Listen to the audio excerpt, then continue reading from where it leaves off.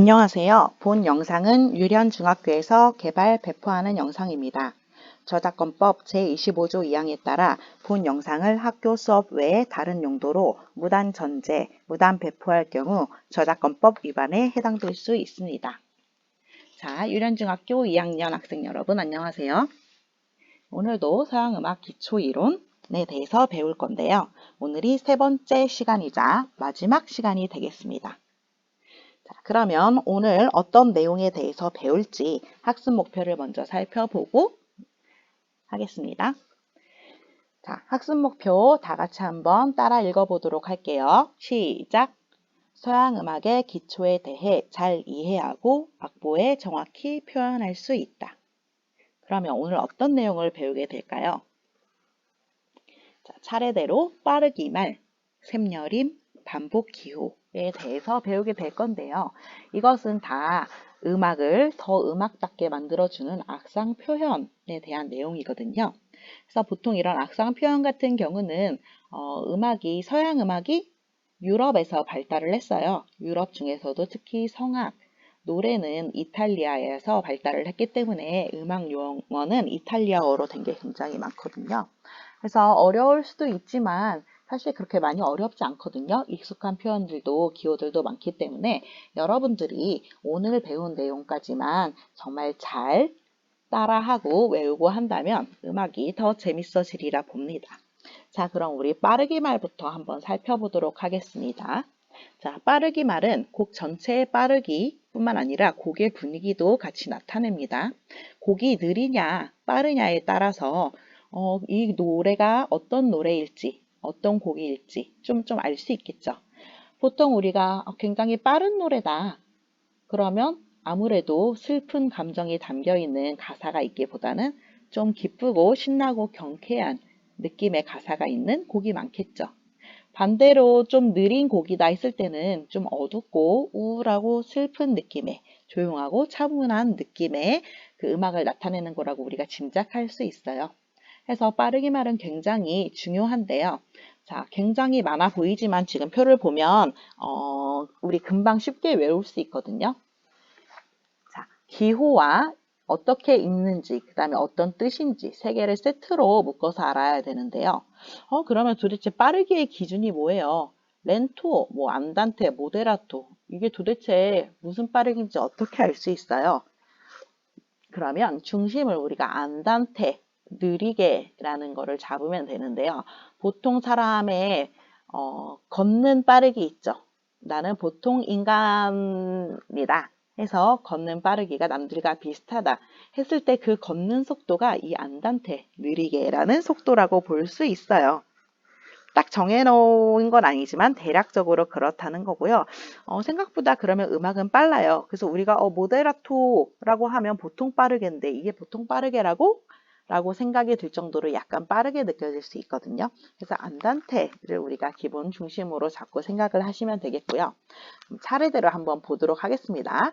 라르고, 렌토, 아다지오 여기까지는 매우 느리게라는 뜻이고요. 그러면 얘는 순서는 상관없나요? 없지는 않아요. 미묘한 차이긴 하지만 라르고가 가장 느리고 그 다음에 렌토, 아다지오 순서대로 좀 다릅니다. 다음에 안단테 느리게, 안단티노 조금 느리게, 모데라토 보통 빠르게, 알레그레토 조금 빠르게, 알레그로 빠르게, 비바체, 프레스토 둘 다 매우 빠르게입니다. 역시 비바체나 프레스토나 매우 빠르게긴 한데 프레스토가 가장 빠른 걸로 기억하시면 되겠습니다. 아니 그러면 선생님 이렇게 많은 빠르기 말을 어떻게 우리가 다 외우고 알 수 있어요? 라고 물어보는 친구들이 있을 것 같은데 쉽게 외우는 방법을 선생님이 지금부터 알려주도록 할게요. 바로 노래로 외우는 방법입니다. 선생님이 어떤 노래인지 피아노로 먼저 한번 쳐줄게요.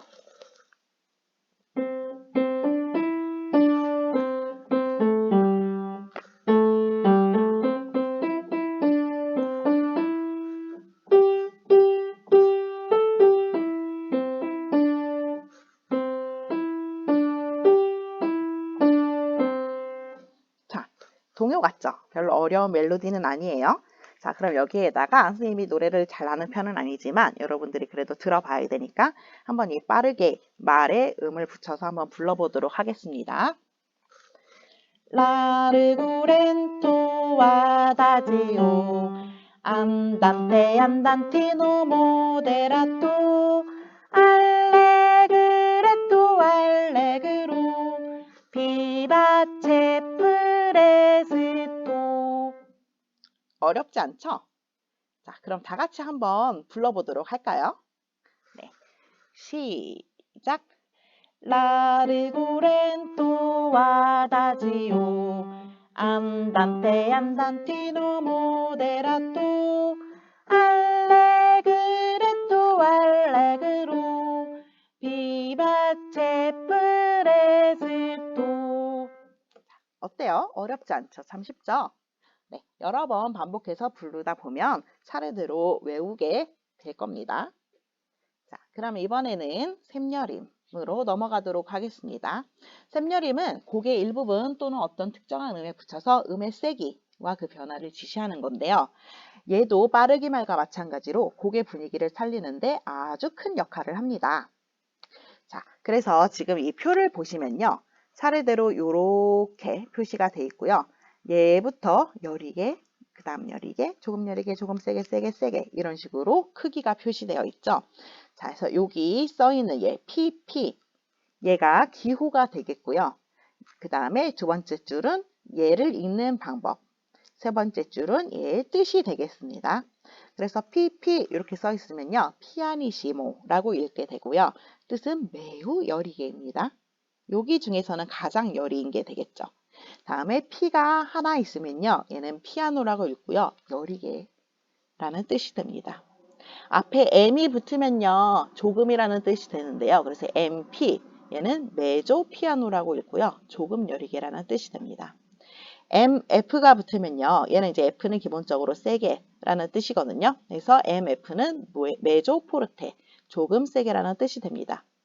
다음에 포르테, PF가 하나 있으면요. 포르테라고 읽고 세게라는 뜻이 되고 얘가 강조되어서 F가 두 개 이렇게 있으면 포르티시모, 매우 세게라는 뜻이 됩니다.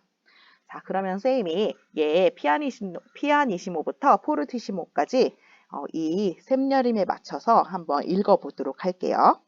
자, 차이를 한번 느껴보면서 들어보세요. 피아니시모, 피아노, 메조 피아노, 메조 포르테, 포르테, 포르티시모. 어때요? 웃기죠 좀? 재밌었죠? 이런 식으로 여러분들도 목소리 크기를 좀 달리해서 작은 목소리부터 아주 큰 목소리까지 피아니시모, 포르티시모 쫙 한번 읽는 연습을 하면 외우는데 좀 더 도움이 되리라 봅니다. 자, 다음은 반복 기호로 넘어가도록 하겠습니다. 자, 여러 가지 반복 기호가 있는데요.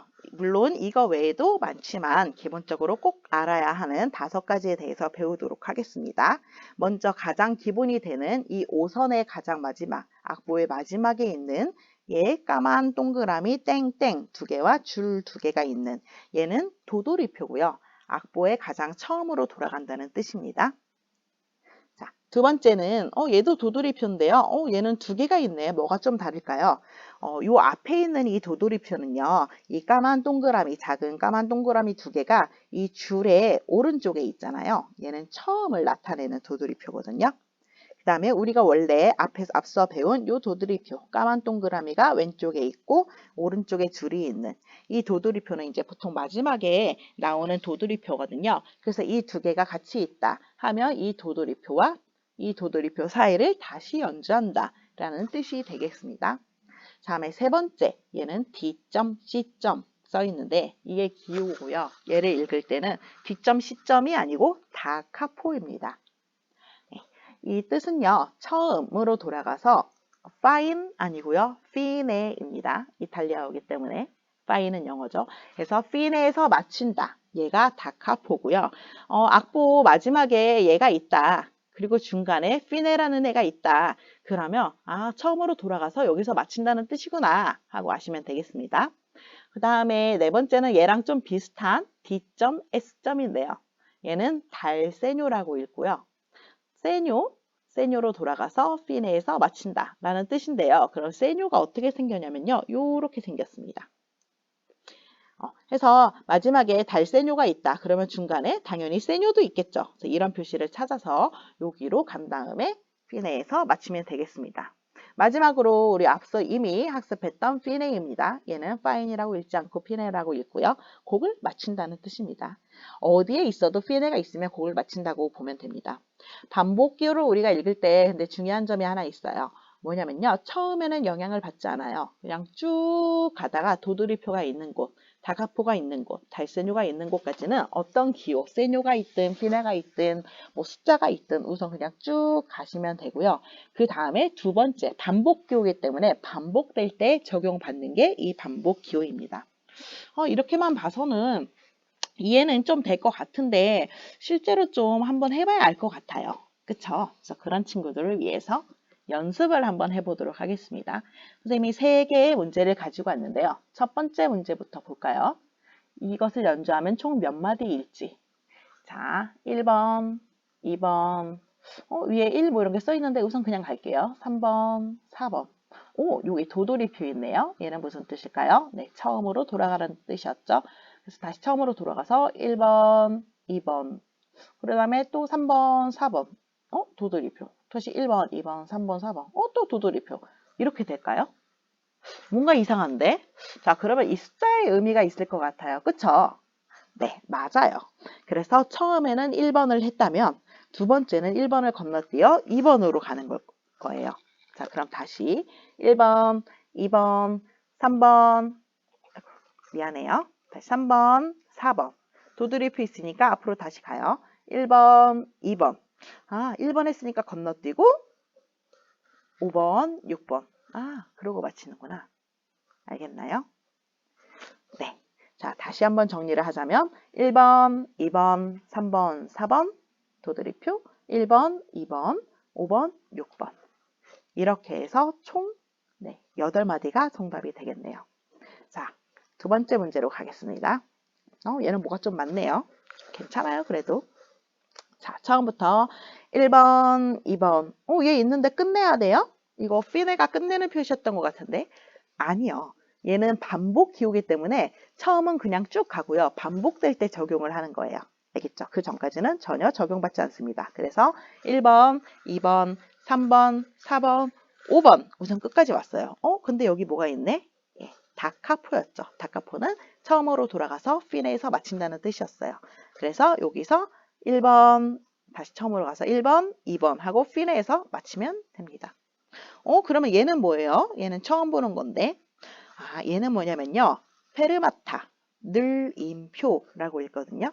얘는 말 그대로 늘려주는 건데요. 우리가 보통 끝 마칠 때 곡을 느리게 하면서 느려지면서 곡이 끝나는 경우가 많잖아요. 해서 보통 피네랑 이 느림표, 페르마타는 붙어 다니는 경우가 많아요. 물론 있을 수도 있고 없을 수도 있어요. 그거는 곡의 분위기에 따라서 달라지기 때문에. 하지만 얘가 뭔지는 우리가 알고는 있어야겠죠. 페르마타라고 읽는다는 것. 느려준다는 것. 늘이는 거예요. 느리다 이게 아니라 늘이다. 다시 한번 정리를 하면 1번, 2번, 3번, 4번, 5번 1번, 2번 마친다. 자, 그러면 총 정답은 7마디가 되겠습니다. 3번 문제로 갈게요. 자, 1번, 2번, 3번, 4번, 5번, 6번. 우선 끝까지 한번 쭉 가야죠. 자, 여기 마지막에 봤더니 달세뇨가 있어요. 달세뇨는 세뇨로 가서 피네에서 마친다. 그럼 세뇨가 있었던 것 같은데? 네, 여기 있어요. 얘가 세뇨라고 했죠. 그래서 6번까지 한 다음에 세뇨 바로 다음에 있는 3번으로 가서 4번 피네 있네. 그래서 4번에서 마치시면 되겠습니다. 다시 한번 1번, 2번, 3번, 4번, 5번, 6번. 우선 처음은 쭉 갑니다. 그 다음에 달세뇨가 있어요. 세뇨로 가래요. 3번, 4번.